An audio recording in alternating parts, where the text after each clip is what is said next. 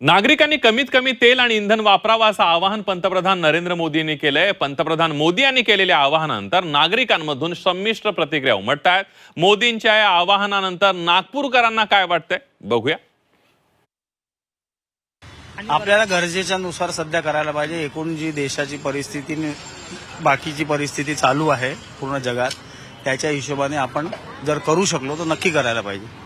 आणि त्यांनी असं सुद्धा म्हटलेलं आहे की परदेश प्रवास सुद्धा कमी करावा। बिलकुल कमी करावा। काही कारण असेल म्हणून सांगितलं असेल, त्याचा आपण व्यवस्थित विचार करून हे करायला पाहिजे। मोदी यांनी एका दिवसात 2 वेळा सांगितलं की डिझेलचा भाव, डिझेल आणि पेट्रोलचे कमी भाव यूज करा आणि सोन्याची खरेदी कमी करा।